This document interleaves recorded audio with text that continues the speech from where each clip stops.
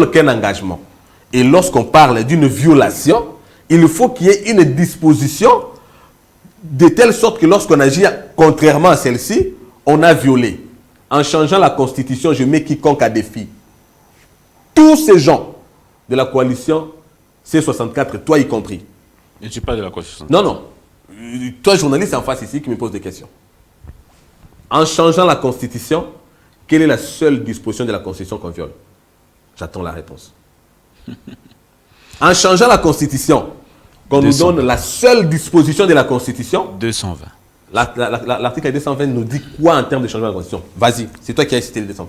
Ok, je te cite. On prend 220. Ouais. On va lire 220. Bien que tu me poses des questions sur mon propre plateau, pendant que c'est moi qui suis censé poser des questions. Article 220. Allez-y. Qui n'est pas verrouillé, bien entendu. Qui n'est pas verrouillé. Il verrouille des matières. Bien sûr. C'est clair. Bon, on y va vite. 220. On est où là? On est là. 220, 207, 218. Voilà, on y est. 220. Premier alinéa. La forme républicaine de l'État. Le principe de suffrage universel. La forme représentative du gouvernement. Le nombre et la durée des mandats du président de la République, l'indépendance du pouvoir judiciaire, le pluralisme politique et syndical ne peuvent faire l'objet d'aucune révision constitutionnelle. De quoi nous parlons? Ma question, c'était laquelle? Changement. Alors, j'ai posé la question de me citer une seule disposition qui serait violée en cas du changement de la Constitution. Nous partons d'un principe. Ce qui n'est pas interdit est logiquement autorisé. La Constitution n'a pas prévu, n'a pas parlé du changement de la Constitution. Et que ça fait appel au retour au constituant originel qui se trouve être la population. Ce que tu dis, c'est constitutionnel? Laisse-moi parler. Les constituants originels, tu ne sais pas. Les souverains primaires, c'est qui? Je te pose la question. Ouais. Ce que tu dis, c'est constitutionnel. Mais voilà pourquoi j'ai... Attendez. Mais voilà pourquoi je dis, quand tu dis que c'est constitutionnel, c'est qu'on n'aura violé aucune disposition puisque la Constitution n'en a pas parlé. La Constitution ne prévoit pas un mécanisme de son changement, de son Et la Constitution n'a rien dit à ça. Et j'étais évoqué le principe qui est clair. Ce qui n'est pas autorisé tacitement est autorisé. Ce qui n'est pas interdit tacitement, il est autorisé. Pas en ce qui concerne la Constitution. Ah, mais comment? Prouvez-le. Attends, même sur le plan de la Bible, ce qui n'est pas illustré dans les 10 commandements, personne n'a le droit de créer un 11e commandement et faire de ça un péché. Mais par quel mécanisme vous allez le faire alors? Le mécanisme démocratique, bien entendu. J'ai parlé du constituant originel, c'est le peuple. Qui a verrouillé ces dispositions de 220? C'est le peuple. C'est le peuple, n'est-ce pas? Et moi, je trouve ça d'ailleurs une confiscation des droits et libertés de la population. Une autre génération qui s'émet au regard de ses intérêts et d'ailleurs qui définit très mal les choses au regard de l'avenir de la jeunesse et qui se décide de verrouiller certaines choses de telle sorte qu'une autre génération vienne s'y conformer et qu'elle ne vienne pas changer ce qu'eux ont mal fait. Ça, c'est une aliénation mentale. Attendez, la Constitution... Est-ce qu'ils ont pris soin de sensibiliser la population sur ce qu'eux voulaient verrouiller? Pourquoi ils n'ont pas fait la sensibilisation de cette Constitution de manière à ce que le peuple souscrive à ces verrous qu'ils mettaient? N'oubliez pas que cette Constitution a été votée seulement à 51%. Lorsqu'il était voté à 51%, vous n'allez pas minimiser les 49% alors que l'UDPS à l'époque n'était pas partie prenante. Donc, nous ne comptons pas l'UDPS, qui se trouve aussi être le peuple. C'était pas 50%. Alors, lorsque nous... C'était combien de pourcents? C'était 50, c'était 61%. Comment? 61. C'est pas 51. Tu es sûr? Tu es sûr? On peut vérifier. Ah, mais je te pose la question, tu es sûr? Attention. Sûr. J'ai dit 51%. On va vérifier. Alors, à 51%, on a une bonne partie de la population qui n'y a pas souscrit. On veut mettre tous ces gens, toute cette génération, on veut la jeter en pâture parce qu'une constitution germée par les conflits d'intérêts des belligérants, et on nous dit ça reste verrouillé. Ça veut dire toute une génération qui devra cheminer avec des lois incomprises avec des lois qui plombent l'élan du développement, c'est une confiscation d'avenir, des libertés et des droits. Alors là, ça appelle au retour à la souveraineté du constituant originel qui, par voie référendaire, avait voté cette constitution-là. Félix Tshisekedi, c'est la démocratie. Président ou cadre de l'UDPS à l'époque, il dit la Constitution actuelle n'a aucun problème. C'est un problème d'homme. Ça, c'est le président Félix Tshisekedi qui le déclare. Alors, aujourd'hui, Tshisekedi que vous soutenez comme président du RASO, évidemment, derrière lui, vous le souteniez. Aujourd'hui, pourquoi vous tenez un discours contraire pour dire que cette constitution n'est pas une constitution adaptée aux réalités, adaptée au peuple? Dan, la constitution a 3 étapes fondamentales. Oui. La première étape, c'est l'étape anthropologique, une étape sociologique. La deuxième étape, c'est l'étape politique. Et la troisième, celle-là vient effectivement faire l'architecture, c'est l'étape de droit, étape juridique, n'est-ce pas? Oui. Alors, de 2006 à 2026, ça veut dire âgé, jeune ou vieille, de 20 ans, nous avons, dans notre parcours, rencontré des problèmes oubliés par la Constitution qui nécessairement doivent trouver la réponse par la Constitution. Joseph Kabila, ayant constaté son échec, n'est-ce pas? Il veut se dédouaner, il dit « si j'avais 15 meilleurs collaborateurs ». En d'autres termes, il regrette, il dit « si j'avais 15 intelligents dans ma famille politique, peut-être que je ferais mieux ». Est-ce que dans le pays, il manquait aussi 15? Pourquoi il ne faisait pas recours à cela? Parce qu'il était limité par les bornes constitutionnelles. Un président de la République, après son élection, il nomme un informateur dans sa famille politique. Celui-là identifie la majorité et de cette majorité, le gouvernement est mis en place par le mécanisme d'envoi, suivant les règles du protocole, 3 noms par les autorités morales et ainsi, le gouvernement est mis en place. Donc, le président public peut être convaincu qu'il n'a pas les gens qui souscrivent à sa vision réellement. Dans ce qui est constitué comme majorité, il doit se référer à ça. En d'autres termes, c'est une constitution discriminatoire. Mais depuis quand vous l'avez constaté? Mais depuis toujours. Voilà pourquoi l'opportunité, c'est celle-ci. En 2015. L'héritage, c'est le fait Dr Étienne Tshisekedi qui a dit, lorsque nous y serons, nous changerons cette constitution-là. Ça engage toute la nation. Ça engage la nation puisque de toutes les façons, aujourd'hui, les faits sont là. Étienne Tshisekedi a parlé, Félix Tshisekedi a parlé de sa prédisposition à faire un 3e mandat au cas où le peuple le voudrait. Nous n'avons pas vu la réaction populaire puisque la population y souscrit. 3e mandat. La population y souscrit. 3e mandat pendant que la constitution ne permet pas. Je viens au problème tu as posé un problème ici, tu as dit problème d'homme. Oui. Comment on peut avoir un problème d'homme alors que ce sont les mêmes hommes qui ont mis en place les textes? Donc, si nous avons le problème d'homme... C'est Félix Tshisekedi qui le disait, il y a des vidéos. Écoute, moi je réponds à la question en toute liberté. Il sait pourquoi, il sait bien que je n'ai pas suivi. S'il l'a dit, il sait pourquoi il l'aurait dit. Il l'a dit dans le passé. C'est ton affirmation. En tant que politique, il sait de quoi il parlait. Mais c'est aussi logique. On ne peut pas avoir le problème d'hommes alors que ce sont les mêmes hommes qui ont été à la base de la mise en place de textes, les mêmes textes les protégeant. Nous sommes dans un statu quo. Nous sommes dans un statu quo. Donc ça veut dire que nos enfants sont enterrés par la Constitution. La Constitution que nous avons aujourd'hui, c'est une Constitution appauvrissante. J'ai dit appauvrissante pourquoi? Parce que c'est une Constitution qui met en place 27 gouvernements. Donc 26 des provinces plus un gouvernement national. 28 parlements. 26 des provinces plus un parlement bicaméral à Kinshasa. Mais les États-Unis... Aujourd'hui, on ajoute même les conseillers communaux. Ne comparez pas aux États-Unis. Les États-Unis ont quel budget? Les États-Unis... Les États-Unis ont quel budget? Ils ont commencé par quel... Mais les États-Unis ont quel revenu? Ils ont commencé par où? Cher ami, j'ai dit, les États-Unis ont quel revenu? Ils ont travaillé. Alors, ils ont travaillé pour... Bien entendu, il faudrait que nous travaillions. Mais en travaillant, en tant que responsable, tu es père de famille, je ne sais pas si tu l'as déjà. Si, je l'ai. Alors, tu dois savoir au regard de ton revenu, comment engager de manière à projeter l'avenir. Ce qui fait que les pouvoirs publics consomment plus de 70% du budget.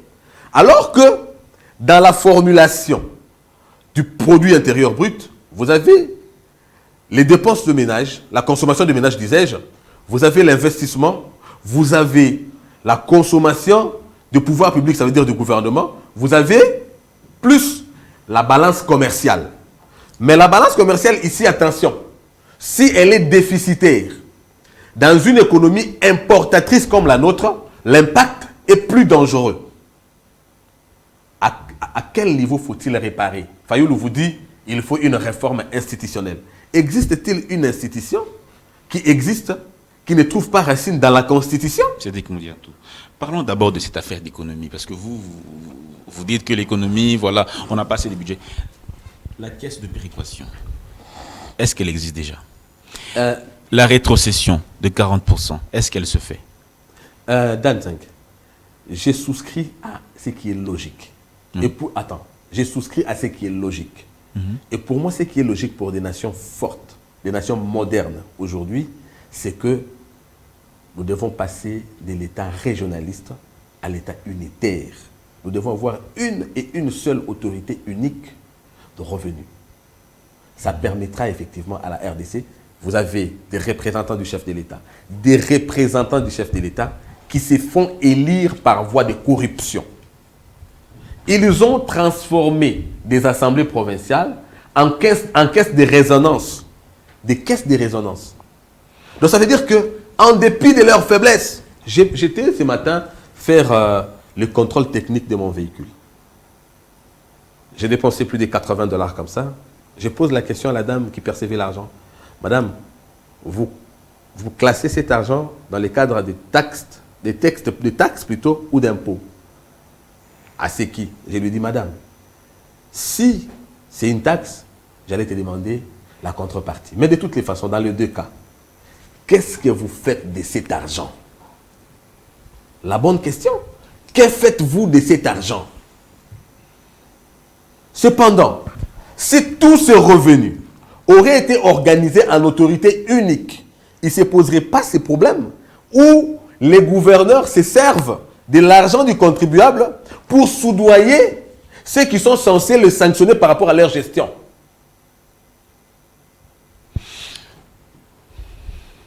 C'est quand même des histoires très importantes et très graves dont a besoin la population pour comprendre l'importance fondamentale de ce que nous sommes en train de dire. Nous ne sommes contre personne, de toutes les façons. Tous ceux qui se sont battus pour ce pays, Lumumba est passé, Etienne Tshisekedi est passé. Aujourd'hui, ils ne sont plus avec nous. Demain, nous passerons aussi. C'est par amour de ce pays, mais nous devons nous poser la question. Demain, devons-nous léguer à nos enfants les mêmes problèmes que nous avons aujourd'hui? Non. Je ne sais pas combien de temps il me reste, mais on va finir tantôt.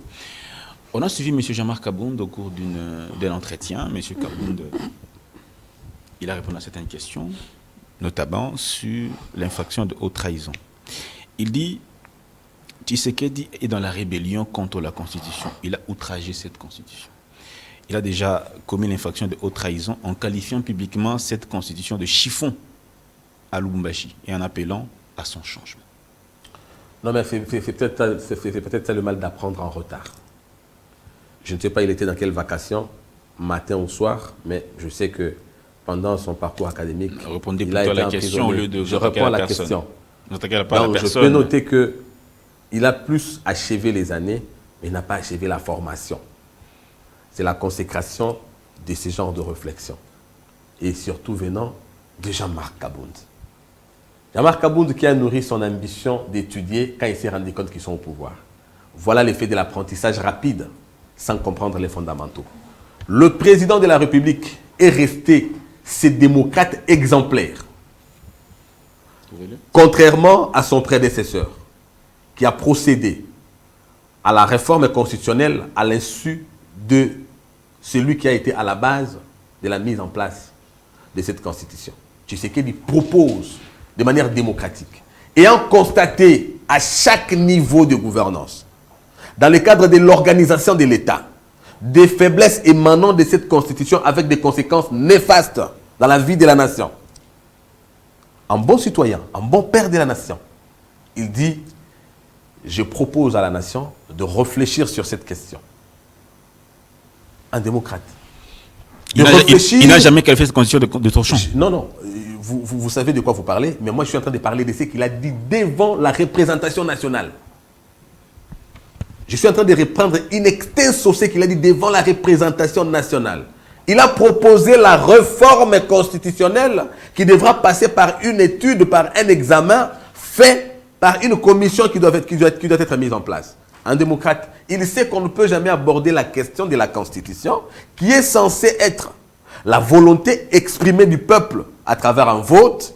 Alors il associe la population à ce débat de manière à ce que de ce choc des idées puisse jaillir une lumière qui se fera que nous puissions effectivement mettre en place des textes qui puissent propulser la nation, qui puissent effectivement constituer un vecteur de développement.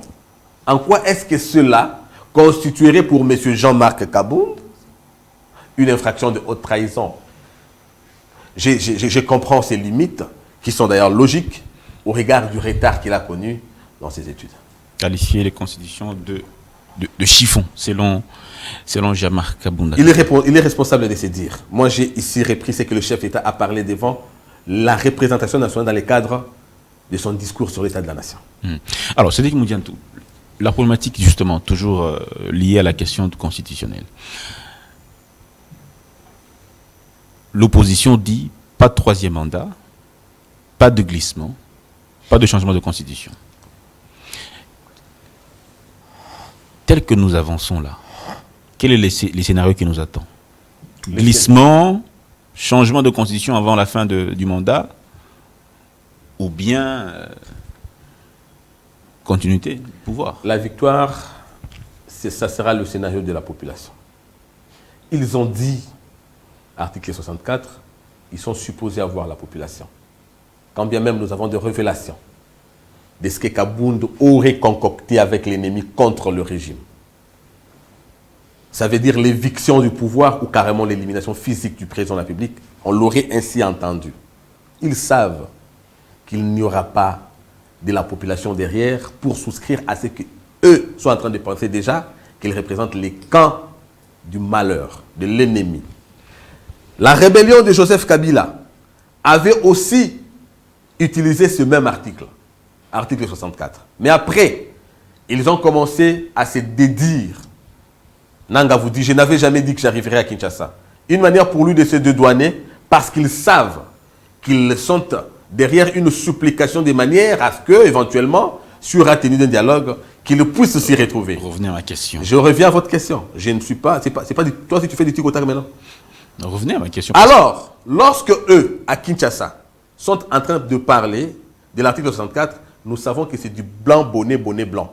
Kabila derrière, ça sera les mêmes méthodes.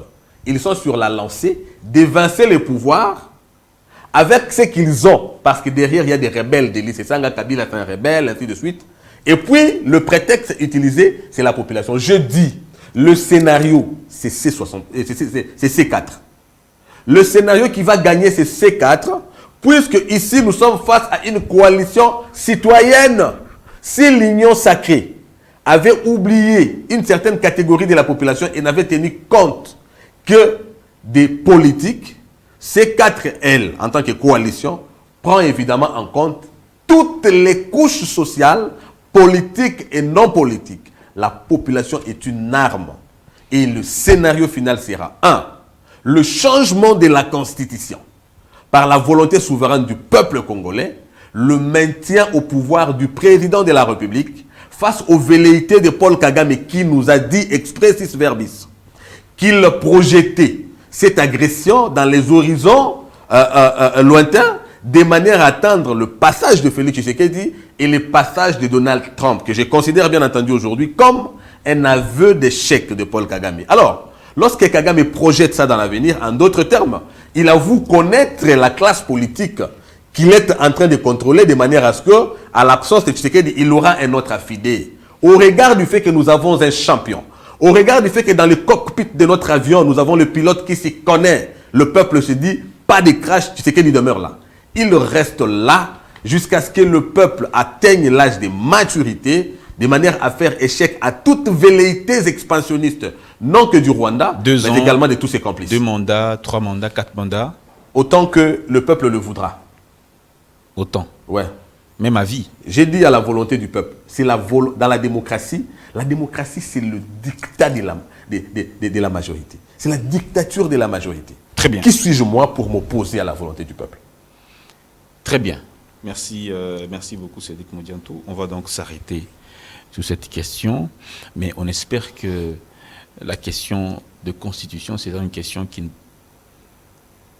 ne va pas embraser le pays, parce que les autres sont, si les uns sont déterminés pour que vous ne puissiez pas changer, vous aussi vous restez déterminés, et bien la République observe. Non, la volonté des individus ne passera pas. Ils savent que... Les individus de l'Union sacrée ou de la coalition 64? Chacun d'eux court derrière un intérêt. Fayoulou est d'accord avec la réforme, le changement de la Constitution, seulement il veut la contrepartie qu'il devienne Premier ministre. Délice Sanga, il veut le changement de la Constitution, la contrepartie qu'il attend, c'est d'être vice-premier ministre. Matata Pogno. Les propos n'engagent que vous. Je te dis de fait et ils le savent. Ce sont des révélations. Ça n'engage que vous. Martin Fayoulou, plusieurs fois, il a soutenu le changement de la Constitution. Délice Sanga a battu campagne sur la réforme constitutionnelle. Chacun d'eux, Katumbi, à travers Olivier Kamitatou, il a effectivement lutté pour la réforme constitutionnelle. Ce n'est pas maintenant qu'ils vont se dédire. Le problème, c'est quoi? C'est la contrepartie. Ils veulent venir au dialogue, discuter de leurs intérêts. Ils mesurent la température de la situation populaire à travers leur situation de poche. Ce qui ne passera pas. Parce que pour eux, lorsque dans leur poche ça passe et que la population souffre, tout va bien. Mais lorsque le peuple est dans la liesse, lorsque le peuple se retrouve par rapport à la gouvernance de Félix Tshisekedi aujourd'hui irréprochable, et que eux, dans leur poche, rien ne marche, ils pensent que le pays est dans un chaos. Voilà pourquoi je dis, ils feront face à la résistance populaire, parce que désormais, de toutes les façons, ils ne représentent plus rien. Voilà. Merci beaucoup, Monsieur Cédric Modianto. Merci. C'est à moi de te remercier, cher Dan. Merci aussi à ceux qui nous ont suivis. Eh bien, les propos n'engagent que son auteur. Nous n'avons que reçu pour qu'il vienne justement donner son avis sur la problématique du changement ou de révision constitutionnelle. Allez, on va se dire au revoir. À très bientôt.